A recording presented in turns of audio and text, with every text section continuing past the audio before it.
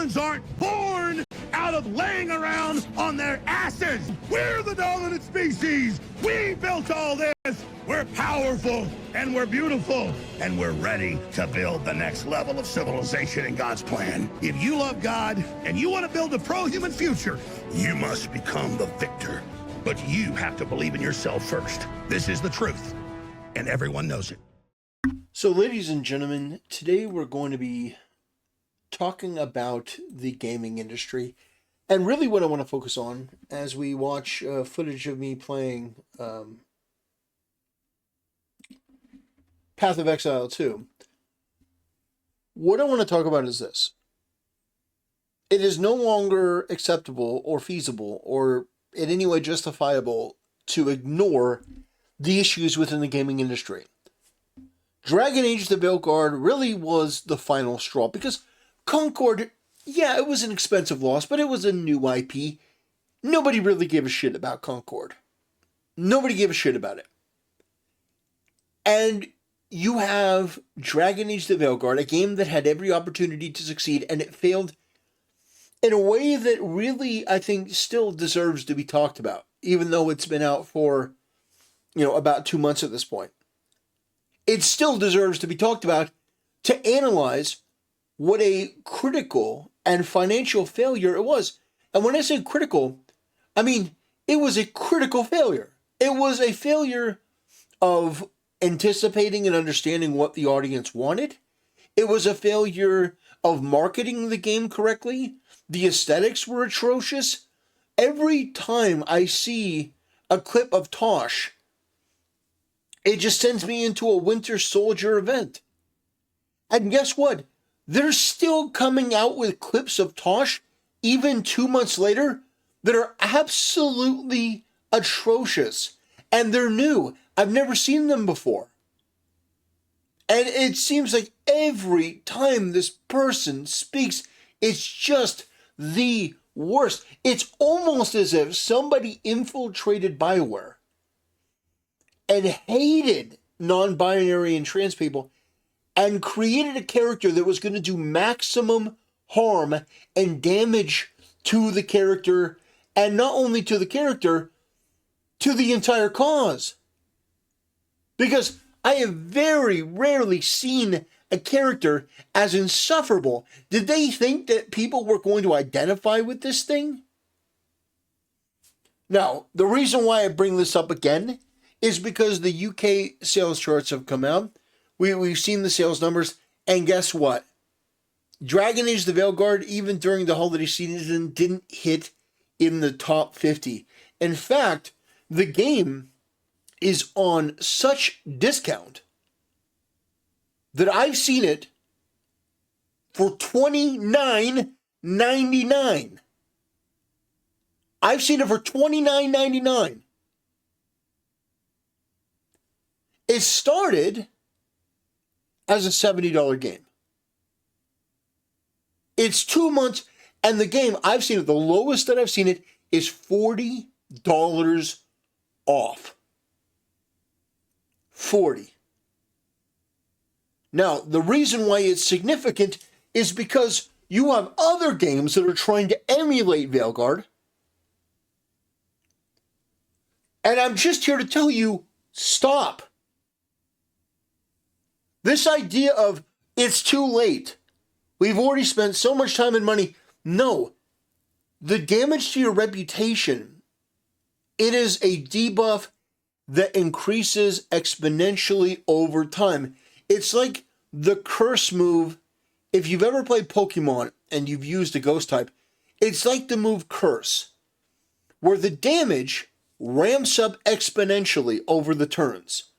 Where you may look at the first turn and you say, oh, I can tank this. The damage is kind of a lot, but I can tank this. And then by turn 3, you're going, oh God, like I'm losing like 3/4 of my life here. You have to understand that what you've been doing with these games does not work. And I think that the just perfect example is Marvel Rivals. I've been playing that game. I've been having a blast playing that game. And you know what I noticed? The game is fun. It's intuitive.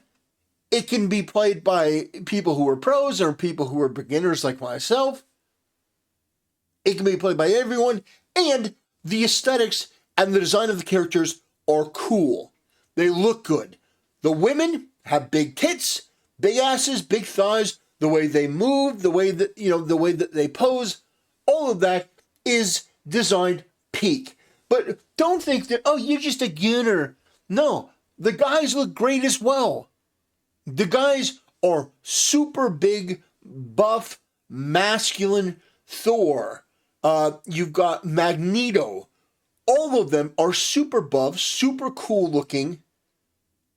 And there's no gender ambiguous, fat, ugly, retarded looking, disabled, in a wheelchair, black lesbians. And the game is doing well. In fact, the game is doing so well that over Christmas, we had a lot of younger family members over. When younger, I mean like they're in their teens. So they're in the about the perfect range for what Marvel Rivals would like in terms of their younger side of their audience. It's like we're talking like 13, 14 to 16, 17, the younger demographic. And they were talking about it. And you know what they said that absolutely killed me? They were talking about it and they called it the Overwatch killer. And it wasn't like, oh God, can you believe this Overwatch killer? No, they're like, yeah, everyone's talking. All these young people at school, they're all talking about how Marvel Rivals is the Overwatch killer. I think that's interesting. Now, whether that is true, only time will tell. But it is extremely fascinating to watch that play out in real time. And as I'm watching this footage, I seem to land in every attack from this guy. Man, I do improve over time with this game, but I stand in every hit. Anyway, I really do hate watching footage of myself playing, because oh my God. But anyway, back on track. There are a lot of different things that you can learn from this year. One of which is you need to decrease the size of your budgets. You just do. No longer can you justify $200 and $300 million games. The other thing is creating games that the audience wants to play, wants to watch. And the thing is, I was actually watching a clip that was recommended to me on YouTube. And it was a clip from the show House MD. And House basically, this was early season, and House basically told the girl, like, she wanted to know, why did you hire me? And House said, I hired you because you're pretty. And she goes, you hired me to get in my pants? And he's like, no, I didn't hire you to get in your pants. It's not what he said. I hired you because you're pretty. He goes, you were qualified, but, there's nothing wrong with having a piece of art in the lobby. And that's sort of where I think this falls down. I thought that was actually pretty apt. It's not that I need to goon. Oh my God, I need to goon. By the way, gooner is, the term gooner is something that retards use. It's like baby talk for ejaculating, needing to masturbate, having like some deep need to masturbate over every character. It's something that retards and actual degenerates use to try to baby talkify their coded accusations. But anyway, no, it's nice to see aesthetically pleasing characters, aesthetically pleasing designs that are fantastical, but are also, in some basis of reality. And by reality, I don't mean that I'm going to walk down the street and see, characters as bulking as these ones. But at the very least, I can identify which one's a man and which one's a woman. Now, my message is simple. And I've said this repeatedly, And it's usually fallen on deaf ears. The ones that are ultimately hurt by DEI and wokeness are the people that work at the companies that promote this stuff and put it into their games. Because here's the deal. You release a bad game. I'll complain about it. I'll be frustrated by it. I'm like, oh, come on. But I'm not going to buy it. And what happens is there are a lot more of me than there are of you freaks. When you're in your little echo chamber, when you're in your little boardroom bubble, yeah, there's a lot more of you. But it's a manufactured space. When you actually have to put your product, let me repeat that, your product that you are looking to sell, when you put that onto the market and people don't buy it, guess what happens? You and everyone that you know at your company that was all circle jerking each other, you're fired. You're fired. Pack up your stuff and get out. We don't need you anymore. The sales were abysmal. The reception is bad. You're fired. That is the fate that awaits you. And while you will inevitably go on social media and complain, the waters of unemployment are extremely frigid. And you will only have yourself to blame. Now, if you create an aesthetically pleasing game from the male side and the female side, and by the way, let me give you a piece of advice. 99% of the main characters in video games should be men.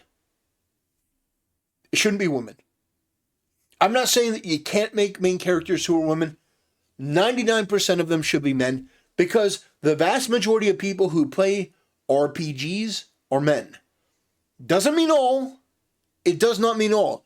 Am I saying all? Let me reiterate that because I know there are a lot of retards out there.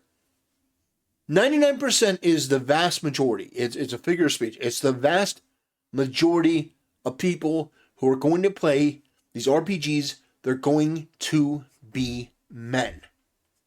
So the main character should be a man. If you are creating a game and your main character is a woman, you have to ask yourself, does it fit within the genre? Is it right for this type of audience? Like, for example, a gacha game. A gacha game can totally have a main character who's female because that is something that their audience would perfectly be okay with. You know the demographic, you know the topic.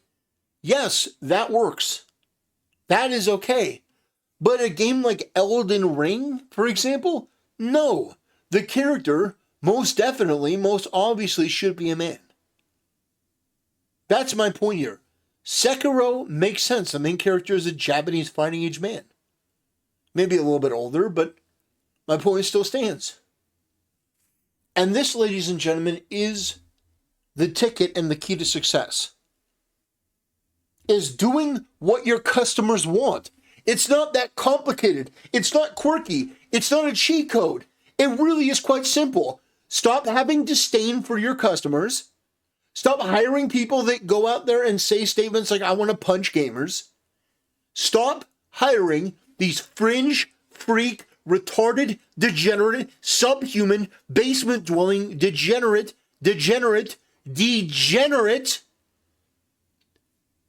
fetish-glorifying freaks. Stop giving them an opportunity. Stop putting them in positions of authority. If you want to hire them as a janitor, and you want them to clean the fucking scum off the toilet with their tongue, go ahead. But if they have any control over the game or communication with the audience, the answer should always be no. Cleaning the scuzz off the toilet with their tongue, fine. That may be something that they're, these shit talkers and these disgusting freaks, that may be something that they're suited for. But at the end of the day, you want people that know and care about what they're doing, but more to the point, care about the audience and the perception of the game, and are not going to delete comments like Naughty Dog is doing. Oh, I've got another video on that I need to do. Naughty Dog releasing a post on their Twitter and then deleting comments. That's a sign of a healthy company, a healthy game. You're deleting comments. What are you so insecure about? How is it that you are so allergic to criticism that you want to create this manufactured, fake, toxically positive environment? It's so bullshit. People see through it. They're not buying it. Your games are failing. Your industry is going by the wayside, and all because you freaks can't get out of your own way. You just can't. You instead want to try to vilify gamers. You want to try to vilify other people that didn't do anything wrong, for having preferences, for having standards, for having the testicular fortitude to speak up about things that they don't like in a hobby that, honestly, they were around with, in many cases, longer than these companies. And they have every right to talk in whatever way they want. So, ladies and gentlemen, Dragon Age the Veilguard is a financial failure. It didn't even reach the top 50 charts. It's an embarrassing game. I posted a meme. Let me see if I can't pull it up. On my YouTube community tab. If you aren't subscribed, consider subscribing so that you can see my YouTube community tab. It's designed for me to shitpost and have a good time. If you subscribe, this is the sort of stuff you get. Make our games great again.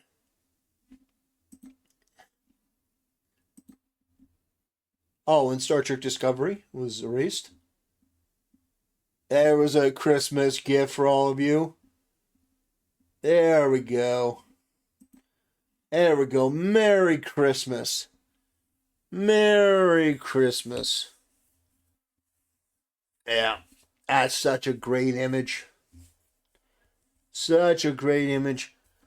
And a picture is worth 1,000 words, and I think that this pretty much conveys everything. Ladies and gentlemen, I don't think that we will see a failure like this for quite some time. It may have to wait until February. Because in February we've got Avowed and we've got Assassin's Creed Shadows, which that'll be something. Anyway, ladies and gentlemen, I want to say thank you for all of the support. It's been overwhelming over the past couple weeks. I want to say thank you to those that have financially supported the channel. There have been some absolute legends that have given of themselves, that have paid financially large sums of money. We're talking like a bunch of $10 super chats. That's insane.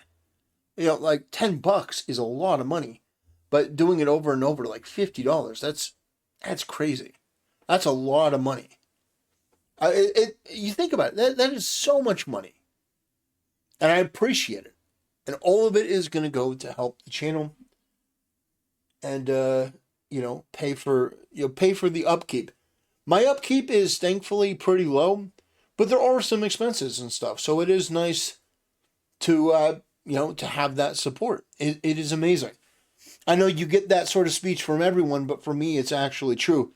But my upkeep, because I don't hire an editor. I don't hire, I do all my own work, as it were. Yeah, it's nice. And I understand what $1 is worth. I understand the value of $1. So I appreciate it more than you can know. I mean, sincerely. Anyway, that'll do it, ladies and gentlemen. Thanks for watching, and see you next time.